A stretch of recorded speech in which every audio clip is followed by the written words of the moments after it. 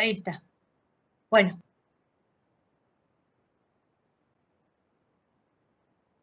Vamos, María. ¿Ahí está bien?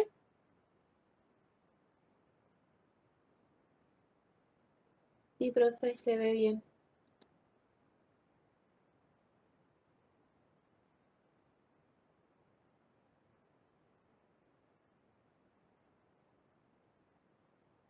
María, desactiva el audio.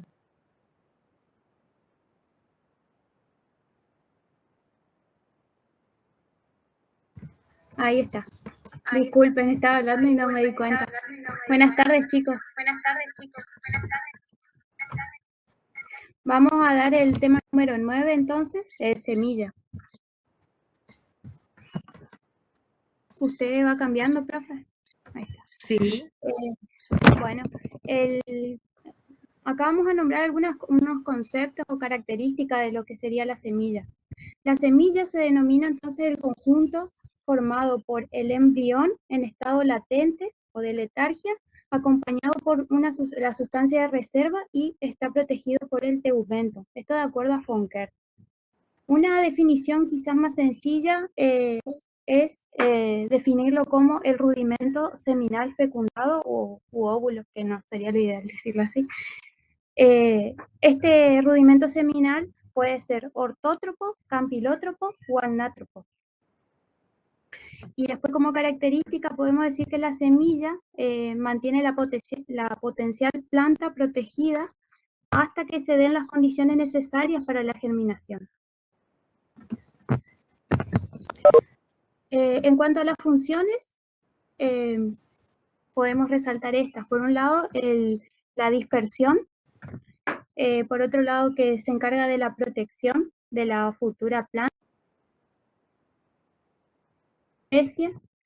También de que contiene al embrión, que contiene las sustancias nutricias para alimentar a ese embrión.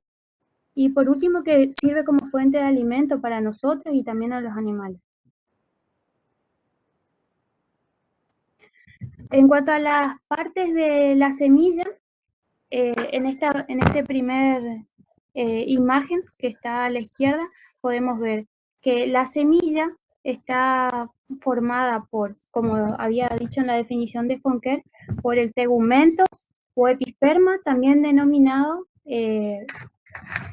cubierta seminal, y está formado por dos capas. Estas dos capas derivan de los tegumentos del ovario, como se muestra en la imagen de abajo. No sé si pueden ver, ahí la profe le puede mostrar. Sí. Por un lado tenemos la capa más externa, que da lugar, que es la primina en el óvulo, que va a dar origen a la testa, y la secundina, que es la capa más interna, va a dar origen al tegmen. Después tenemos eso en cuanto a la capa más externa de la semilla, el tegumento o episperma. Después tenemos el embrión, que ahora voy a hablar de las partes del embrión, y después la otra parte de la semilla habíamos dicho que era la sustancia de reserva, que es denominado endosperma. El embrión está formado por los cotiledones, que en este caso se ven dos, la plúmula, el hipocótilo y la radícula.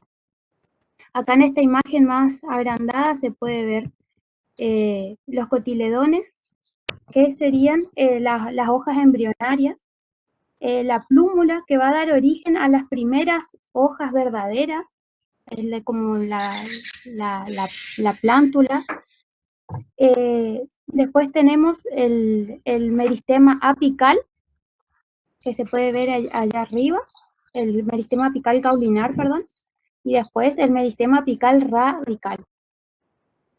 El meristema apical radical está cubierta por la caliptra o cofia. Esto estamos hablando en el caso de las dicotiledones. Ya vamos a ver más adelante cómo recibe otro nombre en el caso de las monocotiledones. Y bueno, y la radícula, que va a dar origen a la raíz. Y eso es todo. No sé si ahí me faltó nombrar algo, profe, ustedes me le aclaran a las chicas. Está bien, vamos bien, María. Bueno, en cuanto a la clasificación, podemos hacerla de acuerdo al tejido nutricio. Las tres primeros tipos de semillas son características de las angiospermas, que son las semillas endospermadas o albuminadas. Estas reservan, o sea, tienen su sustancia de reserva, o sea, su sustancia de reserva se acumulan en el endosperma, que si se acuerdan, les había dicho que era la estructura que rodeaba el embrión. Esta característica de la familia de las gramíneas, las liliáceas, las palmae y euforbiácea y umbelífera. Son algunos de los ejemplos. Después tenemos las semillas perispermadas, en donde la sustancia de reserva se acumula en el perisperma. Acá tenemos como ejemplo a las genopodiáceas, amarantáceas, poligonáceas, entre otros, y estas se consideran como un carácter primitivo. Después, y por último, para el caso de las angiospermas, tenemos las semillas exalbuminadas. Acá la sustancia de reserva se acumula en los cotiledones, son las más evolucionadas, y como ejemplo tenemos la nuez, el poroto, algunas leguminosas, bueno, entre otros. Y por último, tenemos a las semillas protaladas. Acá la sustancia de reserva se acumula en la estructura denominada prótalo y es característico de las gimnospermas. En la siguiente diapositiva vamos a ver ejemplos gráficos. Este es una semilla de maíz, una monocotiledonia. Se puede ver el endosperma como está lleno, digamos, de sustancia de reserva acá en todo esto que les está mostrando la prof ahí con el cursor. Cómo desplaza al embrión, que se puede ver acá abajo que está desplazado hacia el tercio medio inferior. Vieron que hoy yo le decía que denominaban caliptra en las dicotiledonias a la cubierta que rodea el meristema apical radical. Bueno, en este caso, en las monocotiledonias presentan dos estructuras que se llaman, en este caso, calióptile, se llama a la cubierta que protege, a la estructura de protección de la plúmula, que está ahí arriba donde le muestra la profe, y la poliorrisa es la estructura que protege a la radícula. Bueno, pero acá como característica entonces de semillas endospermadas o albuminadas es que la sustancia de reserva está todo acá arriba, digamos. No sé si ven esa parte amarilla, todo eso sería. Acá otro ejemplo sería característico el Cocos nucifera, el coco. El coco presenta como distinción, si se quiere, que tiene dos endospermos. Tiene un endospermo sólido, que ustedes conocen como el coco rallado, y tiene el endosperma líquido, que también seguramente lo conocen, que es el agua de coco. Y después, bueno, las otras partes que se ven ahí es el embrión y las partes del fruto que la profe dio anteriormente, el epicarpio, el mesocarpio, el endocarpio. Listo de eso. Acá, como ejemplo de las semillas perispermadas que habíamos dicho que eran las más primitivas, encontré como ejemplo la remolacha o Betán vulgaris, que acá se ve el perisperma, el endosperma y bueno, el embrión. Y acá la sustancia de reserva estaría en el perisperma en este caso. Lo mismo acá en el piper nigrum, que es el pimiento, en el corte transversal que se ve del fruto, se puede ver esto que les está mostrando la profe, cómo está la sustancia de reserva, se encuentra todo en el perisperma.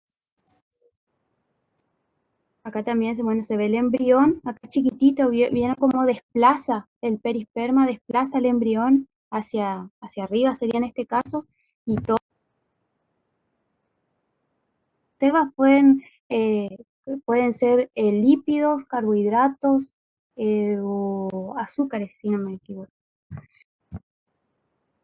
Y bueno, y acá lo mismo, acá se ve la parte del fruto, el mesocarpo, eso que la profe le estaba diciendo anteriormente. En cuanto a estas semillas, las albuminadas, las exalbuminadas, tenemos como ejemplo a la arveja, y se puede ver cómo el cotiledón, acá es el cotiledón el que contiene toda la sustancia de reserva. Acá no se observa el endosperma, que habíamos dicho al comienzo, que era la sustancia de reserva que, que rodeaba al embrión. Bueno, esto acá no se observan unos cotiledones muy grandes, si se quiere, llenos de sustancia nutricia, y el episperma, que habíamos dicho que era la capa más externa de la semilla. Y bueno, el pericarpo del fruto.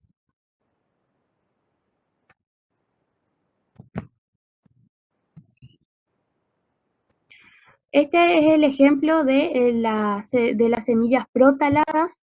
Esta es característico de las gimnospermas. Y como ejemplo tenemos al pinus. Esta es una semilla alada que, como pueden ver, eso que le está mostrando la profe es como un ala que le ayuda, es importante para la diseminación, que habíamos dicho que era una de las funciones que tenía la semilla. En este caso, como pueden ver, la semilla no está cubierta por un fruto, otra característica de la gimnosperma. Y bueno, en el gráfico de al lado se puede ver cómo el prótalo, que ahí le muestra la profe, está lleno de sustancia nutricia. Se puede ver el hipocótilo también, que, que es como es la parte del tallo, es una de las estructuras, la había nombrado anteriormente, que se encuentra abajo de los cotiledones, porque tenemos el hipocótilo y el epicótilo. Bueno, el hipocótilo se encuentra abajo de los cotiledones, entre la radícula. Ustedes imagínense una pequeña planta, la raíz, tallo y hoja, ¿no es cierto? Bueno, esto se encontraría entre la radícula y los cotiledones. Y el epicótilo se encontraría entre los cotiledones y la yema apical. Y bueno, y eso, y el tegumento que habíamos dicho que también va cambiando de nombre, pero siempre es lo mismo, es ecotegumento, episperma o cubierta seminal, lo pueden encontrar de cualquiera de esas formas.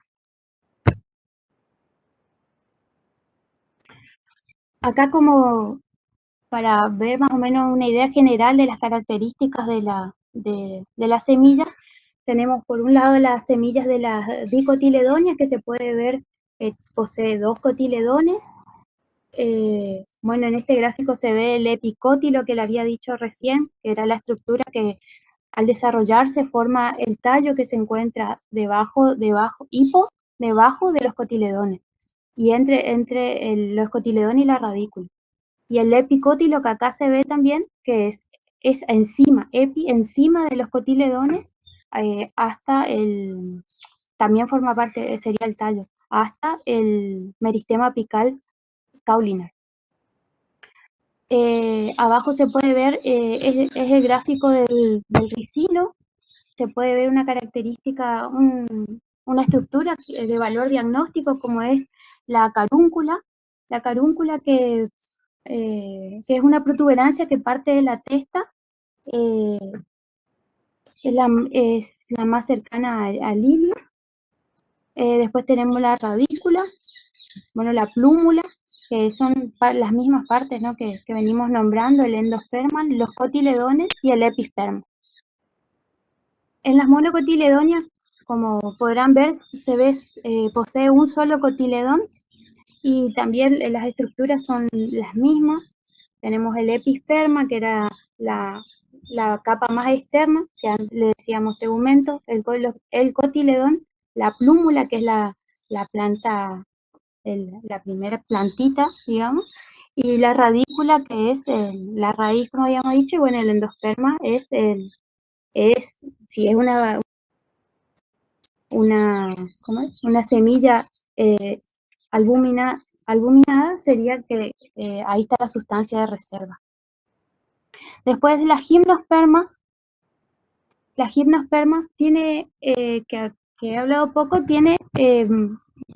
quería mostrarle la gráfica que está al lado, de cómo se ven que puede tener varios cotiledones. Ahí la profe también le muestra ahí arriba cómo puede poseer varios cotiledones. Y acá ahí les dejé anotado, por ejemplo, el jingo tiene 2 cotiledones, mientras que el pino puede tener de 5 a 18. Es como para tener en cuenta, ¿no?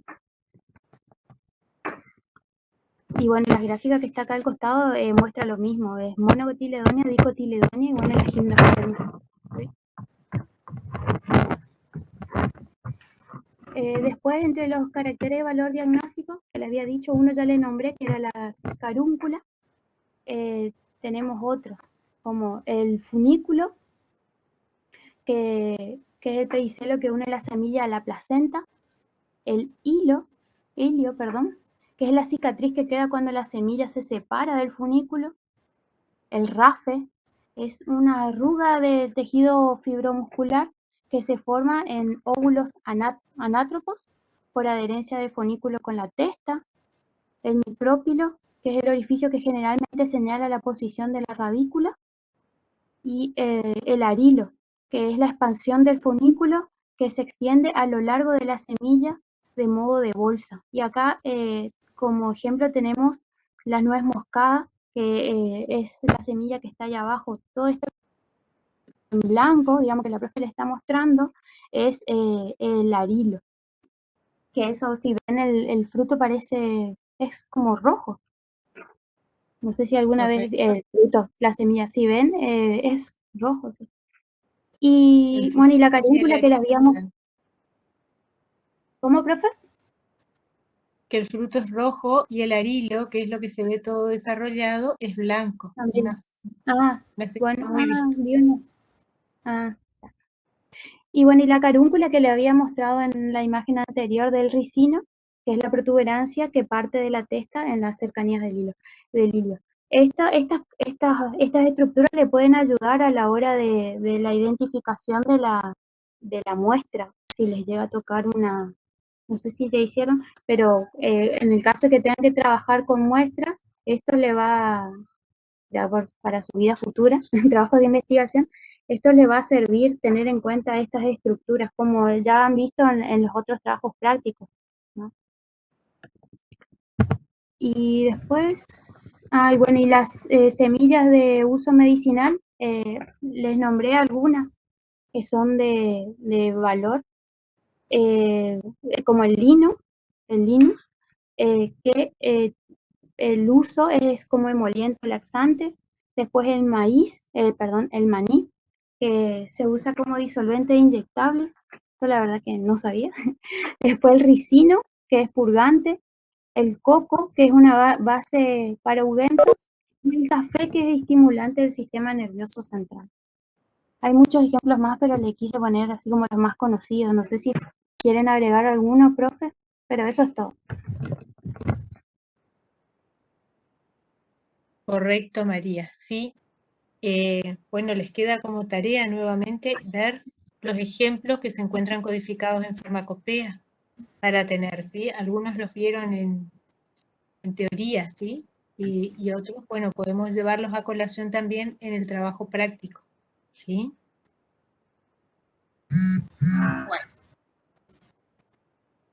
Bueno, María, excelente presentación.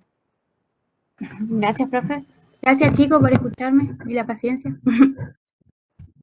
¿Quedó alguna duda respecto de semillas?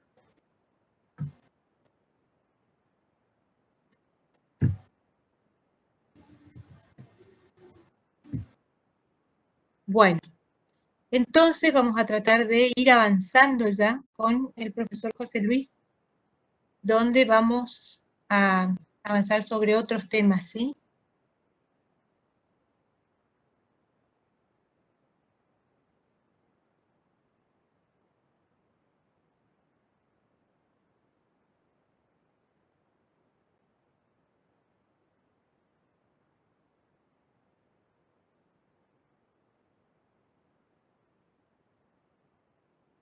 A ver, esperamos un poquito que se conecte el profesor José Luis.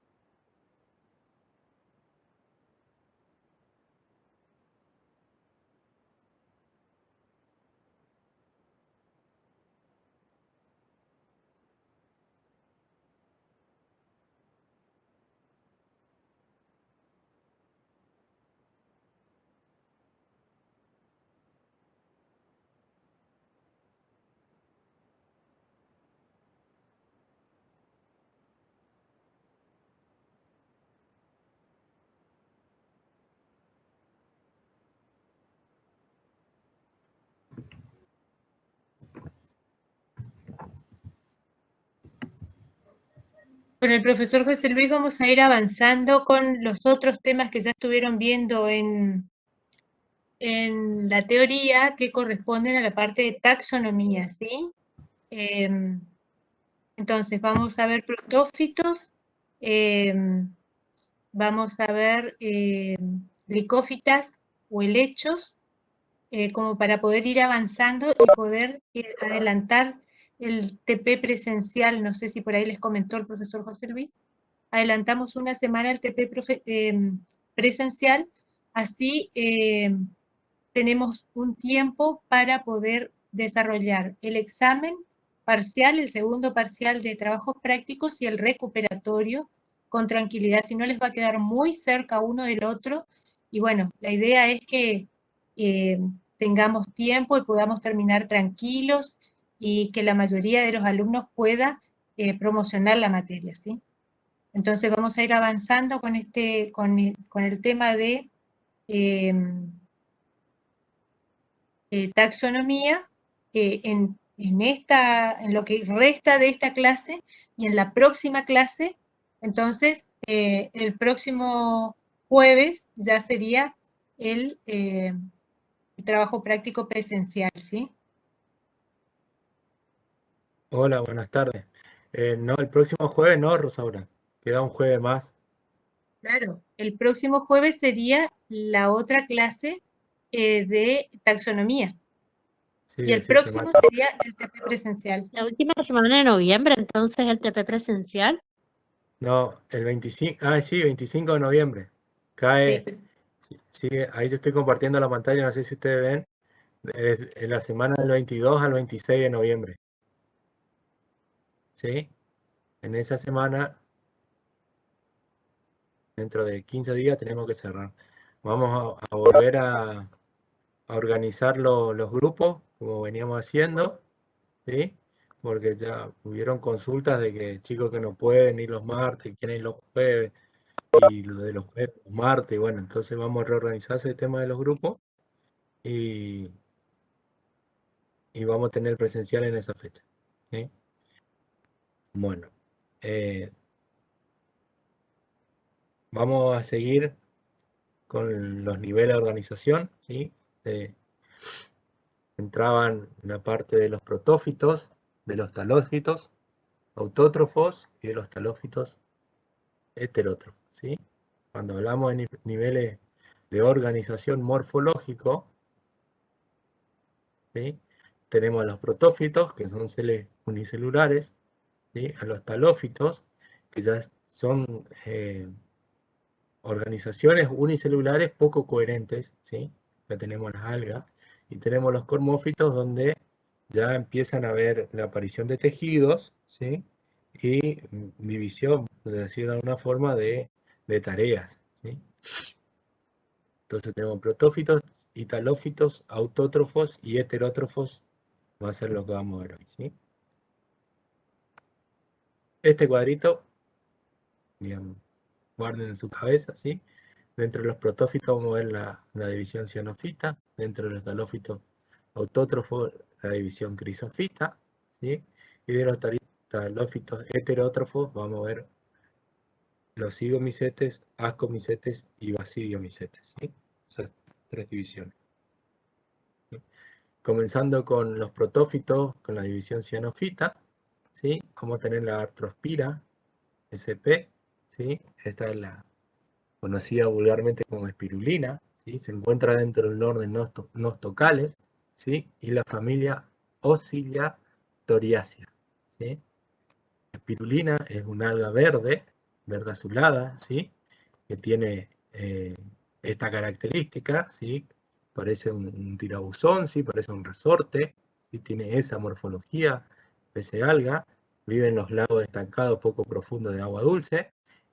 En el sur del mar argentino podemos encontrar esta alga. Al microscopio se la puede observar de esta forma, ¿sí? Y no sé por qué no avanza. Ahí está. Y es un suplemento dietario ampliamente consumido y distribuido, ¿sí? Está considerado uno de los superalimentos, ¿sí? Llamamos a superalimentos aquellos alimentos que tienen una gran cualidad nutricional, ¿sí? Y viendo la espirulina, tiene un porcentaje de proteína que cualquier comida natural, el 65% de proteína, ¿sí? 20% más que el pescado, 30% más que la soja, 3% que el maní, 25% de los huevos, ¿sí? Tiene mucha proteína, tiene celulosa en sus paredes, tiene polisacáridos, tiene poca grasa, ¿sí? No posee colesterol, ¿sí? Es una de las fuentes más ricas de ácidos grasos esenciales, como el ácido linoleico y linolénico. Ácidos grasos esenciales son esenciales porque el organismo no los sintetiza, ¿sí? Los tenemos que incorporar con la dieta y se comercializa en farmacia en forma de cápsula o comprimido, ¿sí? Hay muchas cápsulas. Yo ahora después le voy a mostrar una que si nosotros hicimos una vez el análisis botánico de las espirulinas que se vendían en el mercado y encontramos solo en una, ¿sí? Que espirulina en uno de los envases, que es un envase importado, ¿sí? Que tiene un frasco color de caramelo con una tapita amarilla, ¿sí? Ese sí tiene espirulina. Dentro de la división, ya pasando a los talófitos autótrofos, veamos acá, estos son seres o organismos unicelulares, ¿sí? Son autótrofos, ¿sí? Protófitos autótrofos, porque tienen clorofila y pueden producir su alimento, ¿sí? Dentro de los talófitos autótrofos, ¿sí? Tenemos las algas verdes amarillentas o algas pardo doradas, donde tenemos la diatomeas dentro de la clase Bacilla eriophysias, ¿sí? También son unicelulares, no tienen motilidad. La particularidad de estas algas es que tiene sílice en las paredes, ¿sí? Y las paredes están formadas por dos mitades que se solapan, ¿sí? La epiteca y la hipoteca, ¿sí? Epi arriba, hipo abajo, ¿sí? Entonces imagínense una cajita de Petri, ¿sí? Acá está en un corte transversal de esa cajita de Petri, ¿sí? Donde tenemos la epivalva o epiteca, ¿sí? Y la hipovalva o hipoteca, ¿sí? Y suele tener una marca que se llama RAFE, ¿sí? Estas son las tierras de diatomea observadas al microscopio, ¿sí? Estas ya son imágenes de un microscopio electrónico. Ya tienen otra imagen de las diatomeas, ¿sí? Tenemos la hipoteca, ¿sí? Y la epi, ¿sí? Parecido a una caja de Petri, ¿sí?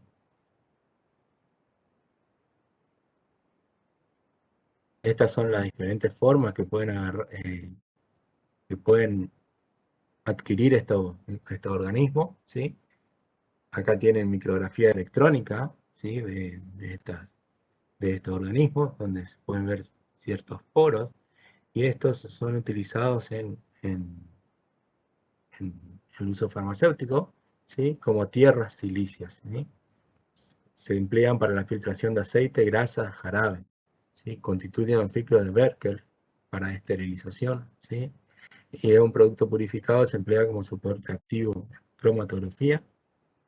También se emplea en polvos faciales, piros, jabones, ¿sí? Tiene otros usos como fertilizante, abrasivo, ¿sí? Usted, el filtro, imagínense el filtro de la pileta, ¿sí?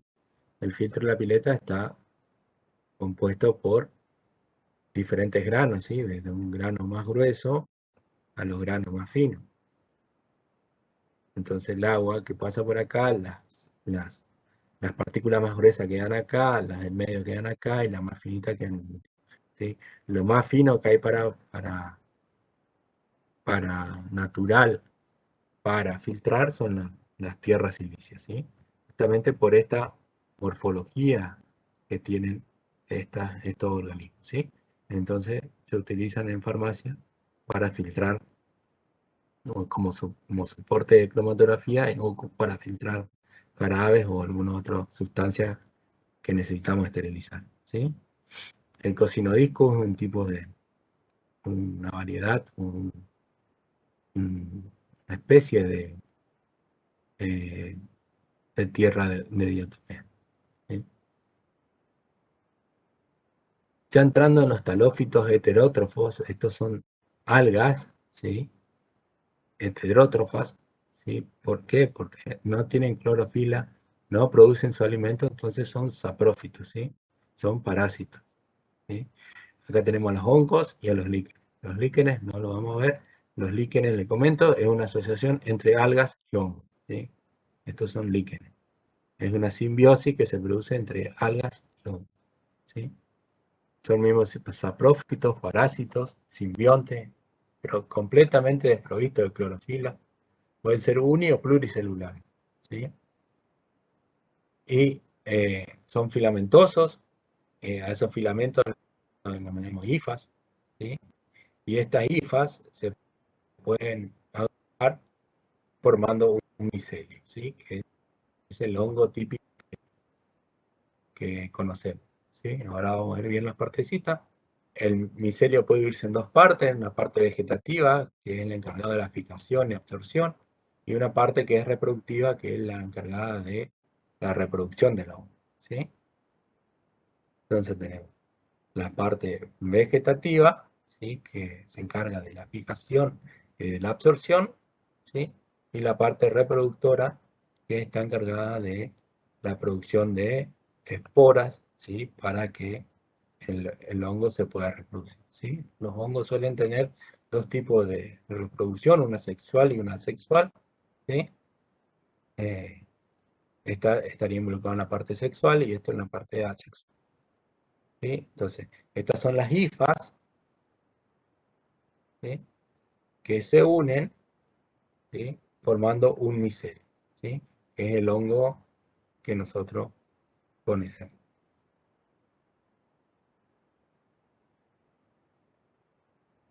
También a esto se suele denominar plecténquima, ¿sí?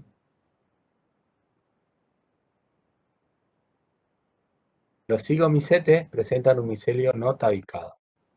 ¿Qué significa? Este es el micelio, ¿sí? Estos son los micelios. Y el tabique, estos son los tabiques, ¿sí? Los cigomicetes tienen el micelio no tabicado, de esta forma, ¿sí? Sin tabique. Los ascomicetes presentan un micelio desarrollado, ramificado con hifas septadas, a excepción de levaduras, ¿sí? Las esporas son generalmente el número de 8 y se originan en células especializadas que son las ascas. Ya vamos a ver esto más adelante, ¿sí? Y los basidiomycetes presentan un micelio desarrollado tabicado. La espora tiene una posición externa, el número de 4, y se localiza en la extremidad de una hifa especializada llamada basidio, ¿sí? Y los deuteromycetes son hongos imperfectos. Comprende toda aquella especie en la que no se ha demostrado la existencia de esporas de origen sexual. Entonces, dentro de los cigomicetes, ¿sí?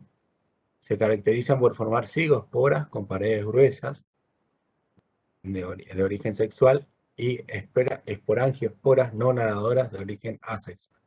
¿Sí? Este es el Rhizopus, el moho del pan, es uno que está dentro de la clase Zygomys, ¿sí? Entonces tenemos la reproducción sexual, ¿sí? Y la reproducción asexual, ¿sí?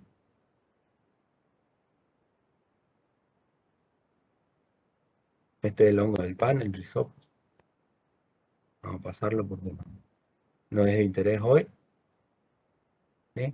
Y sí, acá en la parte de ascomicetes, esto le va a explicar a Alejandro, el ciclo del clavice purpúrea, y el clavice purpúrea, el ergot, o este hongo que está dentro de la clase ascomicetes, que parasita unos cereales y que tiene importancia farmacológica, ¿sí? Con los tipos de asco. Seguimos, el Aspergillus es otro hongo que está dentro de la clase Deuteromycetes, ¿sí? El Aspergillus tiene esta forma, ¿sí? Acá vemos una imagen en el microscopio donde se pueden ver las hifas del hongo, las esporas, el esporangio, ¿sí? Vamos a ver bien este es el diagrama típico de un ascomicete, ¿sí? Donde tenemos las hifas, estas hifas que son tabicadas, ¿sí? Tiene una célula que es el pie, ¿sí? Que sostiene el conidióforo, ¿sí? Este conidióforo está compuesto por un esterigma, ¿sí? Que son estos deditos, y de este esterigma salen los conidios, que son las esporas, ¿sí? Entonces, los deditos estos son esterigmas, ¿sí? Del esterigma salen los conidios, que son las esporas sexuales. El esterigma está sustentado sobre una vesícula, ¿sí? Todo esto vendría a ser un conidióforo, ¿sí? Y que está sustentado sobre un pie, ¿sí? Sobre una hifa. Hay diferentes tipos de Aspergillus, ¿sí? Miren las diferencias morfoanatómicas que pueden presentar, ¿sí? Aspergillus candidus, fumigatus, glaucus, ¿sí? Son diferentes tipos de Aspergillus con diferentes morfologías, pero siempre se mantiene esta estructura reproductiva que es el conidióforo, ¿sí? Que produce conidios.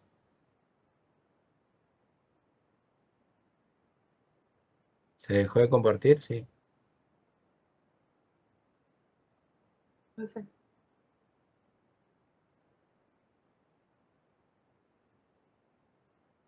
¿Ahí se ve? ¿Se ve? Bueno. Cuando rayo mucho queda loca la computadora y se me sale PowerPoint. Bueno, los diferentes tipos de Aspergillus. Acá tienen imágenes del Aspergillus, ¿sí? En el microscopio, acá tienen otra imagen, esto es lo que se puede ver, ¿sí? Acá tienen bajo la lupa, ¿sí? Con menor aumento, y acá tienen una imagen de un microscopio electrónico, ¿sí? Siempre tengamos en cuenta esto, ¿sí? Las hifas, el conidióforo, ¿sí? Que contiene los conidios, ¿sí? Estos conidios están en una vesícula, ¿sí? Unidos por un estigma, ¿sí? ¿Por qué son importantes? ¿Por qué tenemos que saber o identificar la presencia de estos hongos? Porque estos hongos son productores de diferentes toxinas, ¿sí? Toxinas, micotoxinas, ¿sí? Donde las más importantes son las aflatoxinas, ¿sí? Aunque también producen ocratoxinas, ¿sí? Las aflatoxinas son toxinas producidas por el hongo que pertenecen al género Aspergillus, ¿sí? Se puede ver en cultivos con subproductos que contengan maíz, maní, nueces, cereales, frutos deshidratados, especias. Esa contaminación se puede producir en el cultivo mismo, en la cosecha, o cuando se guardan esos granos o esa cosecha, digamos, en el almacenamiento. Cualquiera de esas etapas se puede producir la contaminación con esa aflatoxina. ¿Por qué son importantes las aflatoxinas? Porque se demostraron que son hepatotóxicas y pueden generar cáncer de hígado, ¿sí? Entre otras afecciones, ¿sí? Hepatocarcinoma, ¿sí? Cirrosis, nefropatía, trastornos digestivos, problemas biliares, ¿sí? Todo relacionado con el hígado y con la digestión, ¿sí? Entonces, esas aflatoxinas, que son producidas por estos hongos, no deben estar presentes en los alimentos. Si bien hay límites de permitido, lo recomendable es que sea cero. Pero hay normas que permiten cierta cantidad de aflatoxina. Y esas normas van cambiando depende de los países que se comercialicen estos productos, ¿sí? Hay productos que aceptan 0, hay otros que tienen una tolerancia, ¿sí? Para eliminar esta aflatoxina es muy difícil, pero hay un proceso que es calentando con un medio básico, ¿sí? Por ejemplo, esto se descubrió en México, donde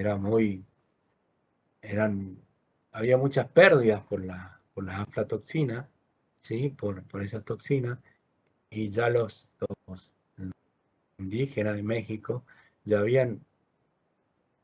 no conocían o no sabían el proceso de la aflatoxina, así que se le echaba a perder el maíz, ¿sí? Incluso a veces molían el maíz y la harina del maíz se le echaba a perder. Entonces ellos hicieron un proceso que se llama nixtamalización, ¿sí? Donde obtienen el nixtamal, ¿sí? El nixtamal es una harina con el cual hacen los nachos, sus tortillas, ¿sí? Y que esa harina de maíz, digamos, hoy se ocupa en Venezuela para hacer las populares arepas, ¿sí?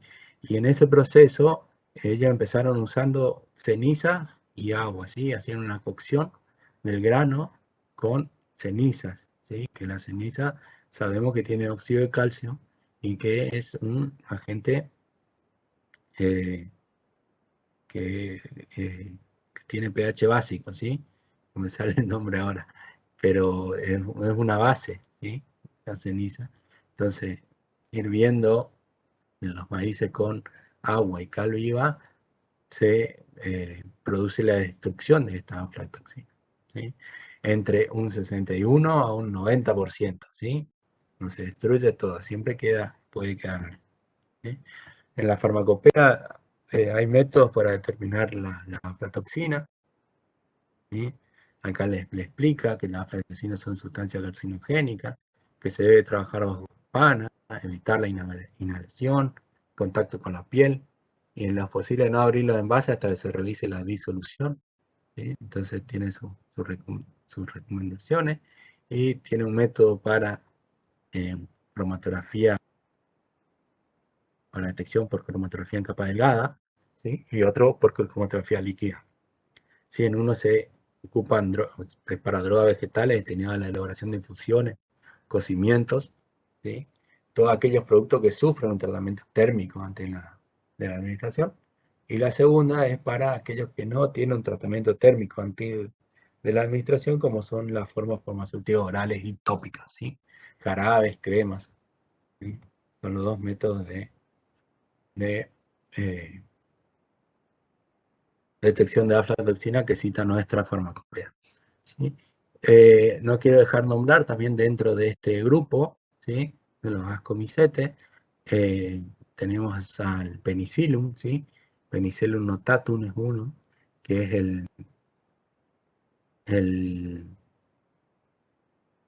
el precursor de la penicilina, ¿sí? Un hongo, está en la subclase Pectomycetidae, ¿sí? También tiene un conidióforo, pero acá no está la vesícula esta, ¿sí?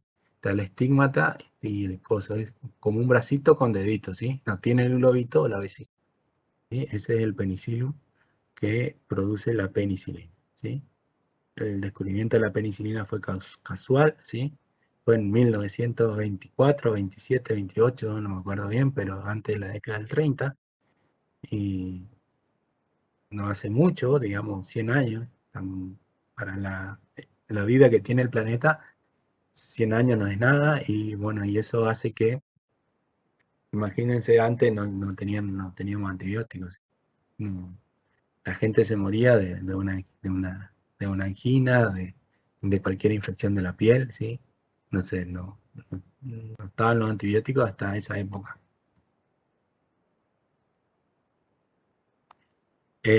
Los bacillomycetes son los hongos que tienen la forma de hongo, vale la redundancia, ¿sí? De hongo como conocemos nosotros, ¿sí? El paragüitas, ¿sí? Estos bacillomycetes, ¿sí? Tienen un himen, ¿sí? Un anillo, pueden tener sombrero o pilio, ¿sí? Y un pie, ¿sí?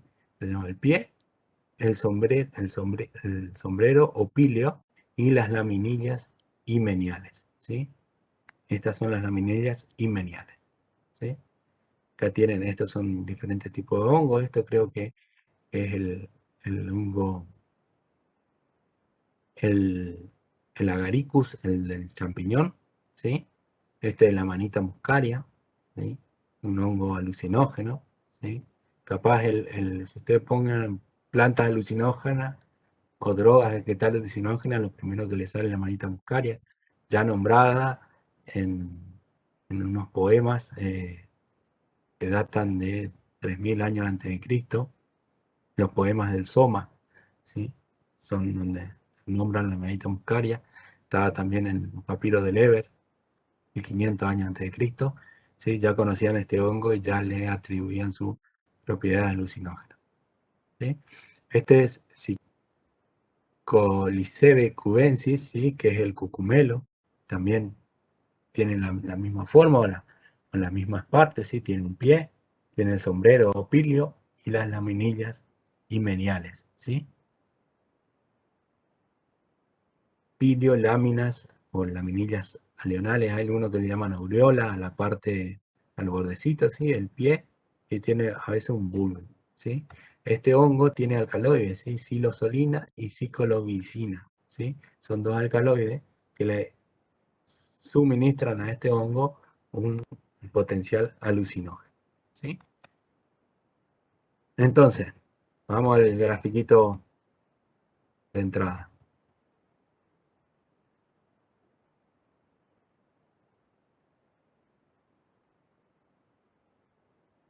Acá podemos quedarnos, ¿sí? Entonces tenemos protófitos de inhibición cianófita, tenemos a la espirulina, ¿sí? Unicelular, todavía verde, autótrofa, ¿sí? Superalimento, ¿sí? Esas cosas, acuérdense. Se recolecta en el mar argentino, ¿sí? Suplemento dietario, gran contenido de proteínas, vitaminas, ácidos grasos esenciales, ¿sí? Dentro de los talófitos autótrofos tenemos la división crisofita, donde tenemos las diatomeas, ¿sí? Talófito heterótrofo tenemos los cigomicetes, los ascomicetes y los basidiomicetes, ¿sí? Dentro de los ascomicetes tenemos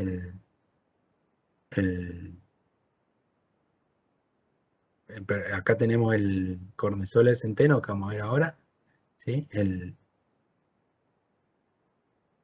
ergot, ¿sí? Sí, el cornezuelo de centeno, ¿eh? Y dentro de los basidiomicetes tenemos los hongos normalmente que conocemos, ¿sí? Y dentro de la clase también ascomicete tenemos los hongos, el aspergillus y el penicillium. Disculpen la velocidad, pero me estoy quedando corto de tiempo. Seguíale con lo del Clavíceps.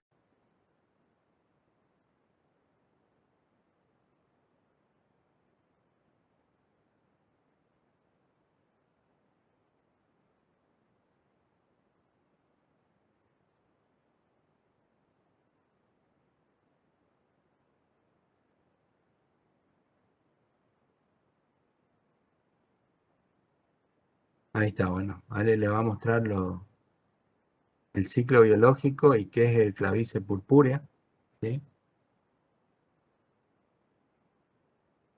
No se te escucha, Ale, a lo mejor estás muteado, o no está hablando todavía.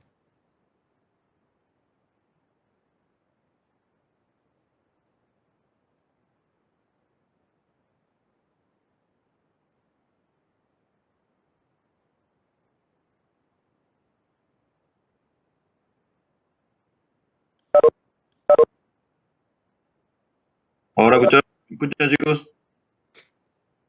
Sí, se escucha, Ale. Ah, sí, no andaba el auricular entonces.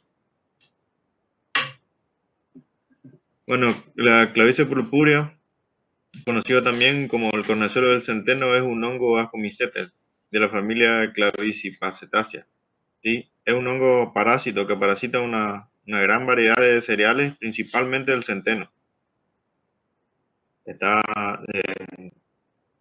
Se lo reconoce por esta estructura. Esta estructura se reconoce como esclerocio. ¿sí? Clavice purpúrea sintetiza varias sustancias, produce una gran variedad de afecciones en el cuerpo, incluyendo efectos vasoconstrictores, que es lo que más se usa, digamos, farmacéuticamente. También está influyendo en la transmisión de los impulsos nerviosos, ¿sí? Algunos ejemplos de estas sustancias son ergonocristina, ergonometrina y la ergotamina, entre otras. Todos estos alcaloides derivan del compuesto conocido como tetraciclo 6-metilgorbolina, incluyendo el ácido lisérgico, que es el precursor del LSD, que es un potente alucinógeno. ¿Sí? Estas enfermedades pueden producir en grandes cantidades, ¿no es cierto?, dependiendo de las dosis, propiedades alucinógenas que pueden conducir a estados de percepción alterados. Algunos historiadores aseguran que la actitud violenta y guerrera de los vikingos eran porque consumían pan elaborado con centeno contaminado, o sea, contaminado con clavice purpúrea. Y el ergotismo, que también ya consumido en varias dosis, en dosis altas, puede producir el ergotismo. El ergotismo causa insuficiencia arterial debido a la vasoconstricción, ¿sí?, generando sintomatología diversa debido a la isquemia, ¿sí? Disminuye la irrigación, sería, en los tejidos. El ergotismo, los efectos del envenenamiento por ergotamina incluyen alucinaciones, convulsiones, contracción arterial, abortos de mujeres embarazadas, necrosis y gangrena. Lo peor que puede pasar es la muerte o un tipo de isquemia que se produce en las extremidades. Acá vemos que se está el pie necrosado directamente.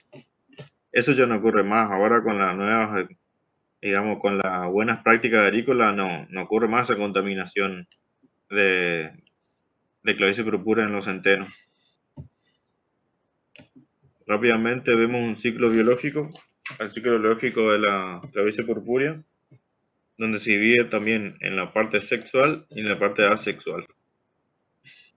En la parte sexual sería la más larga, por así decir, ¿sí? Inicia con la germinación del esclerócido, que es esta acá, ¿sí? Esa germinación requiere de semanas de frío y también de humedad para activar la germinación del esclerócido, ¿sí? En la activación del esclerócido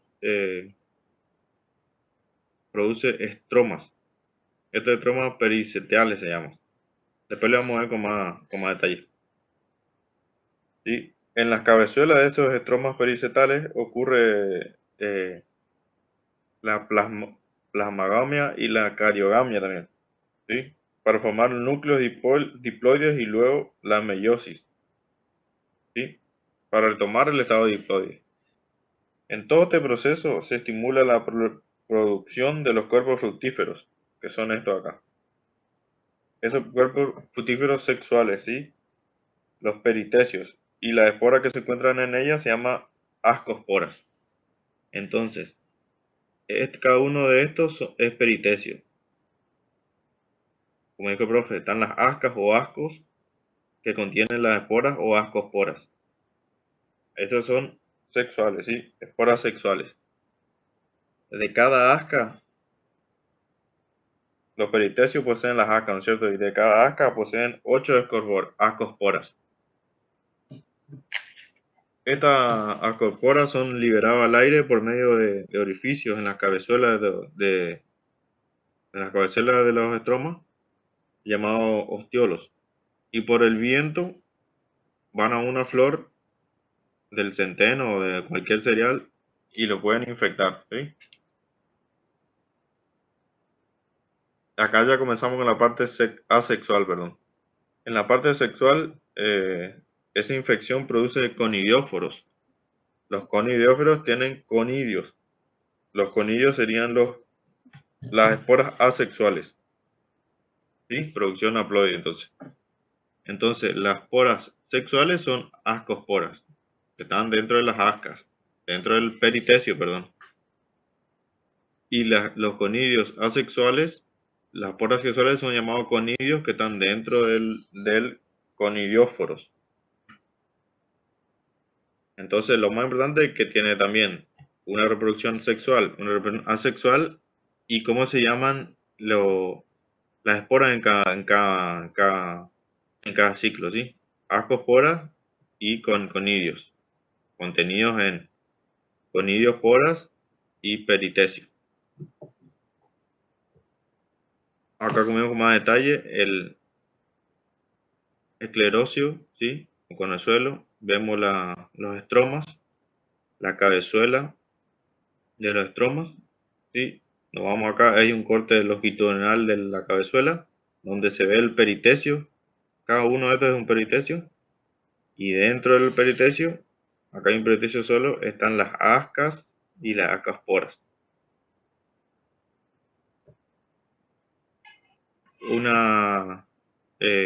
Otra imagen de los ciclos un poco más detallado, simplemente para mostrarle esta porción acá que lo amplía acá.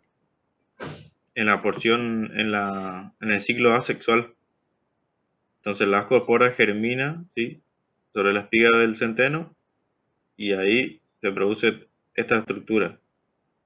Esta porción se llama conidio, como dice, conidióforo, que contiene los conidios. ¿Viste? Pues, esta parte se ve bien, digamos, y en el otro no. Está en internet, así que pueden verificar. Bueno, los medicamentos que tienen ergotamina, que contiene el clavicio purpúrea, son justamente se usa para la migraña, ¿sí? Lo que acá tenemos dos clásicos, Migral y Migradorixina, por ejemplo. Entonces, como produce vasoconstricción, en pacientes con cefalea vascular, ¿no es cierto? Produce la vasoconstricción directa de los lechos vasculares de la carótida. Y se considera que esta disminución de la amplitud de las pulsaciones es la responsable que mejora el cuadro clínico del paciente. Entonces, en dosis, digamos, terapéutica, es antimigrañoso. ¿Ya estamos? Perfecto, Ale. Sí, sobre este hongo, como decía Ale, los vikingos que tenían euforia producida por intoxicación con este hongo, también hay mucha historia medievales asociada a este hongo, ¿sí? Historia de brujas, historia de Sí, la de Salem. las brujas de Salem, historias de endemoniados, ¿sí? Muchas veces a los endemoniados, porque justamente consumían la contaminación con este hongo, tenían ergotismo, ¿sí?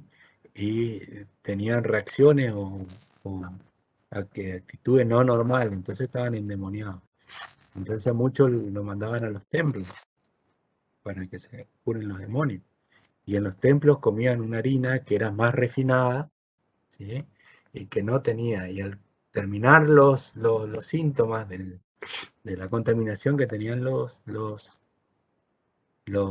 estas personas, mejoraban y se le atribuían propiedades religiosas que estaban en el templo, por eso se curaron y todo eso, pero en realidad era porque había desaparecido la acción del tóxico, ¿sí? Y estaban consumiendo una harina de mejor calidad. Lo mismo con la procesión de San Diego, ¿sí? Muchos hacían una procesión de San Diego y en el camino, hasta que llegaban a la capilla de San Diego, digamos, se iban curando por esa limpieza o por no seguir consumiendo ese centeno envenenado. ¿Sí? Envenenado, ¿no? Sino contaminado, ¿sí? Contaminado, sí. Exactamente. Bueno, ustedes tienen que irse a las 6, a las 5:30, ¿hasta qué hora tenemos? Tenemos el parcial ahora a las 6. Parcial presencial Sí, en el módulo. en el módulo. A ver.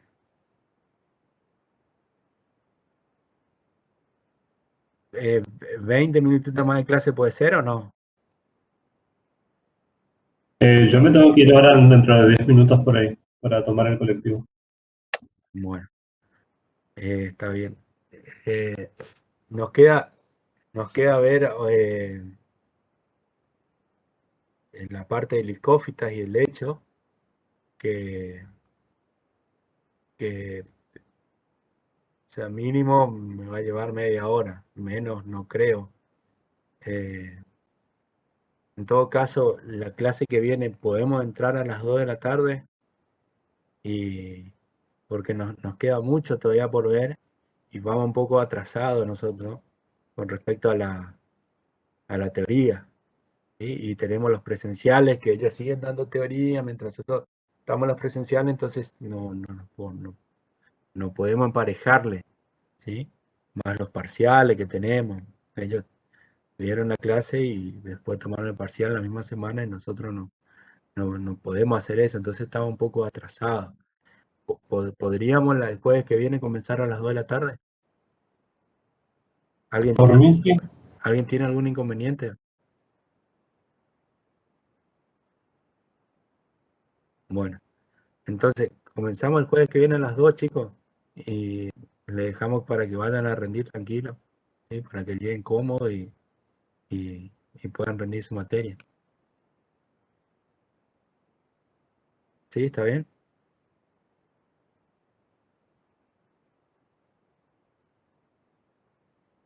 Nadie contesta Bueno, nada. profe. Bueno, Gracias, profe. nos vemos el jueves que viene a las 2, ¿sí? Va a ser una clase larga, ¿sí?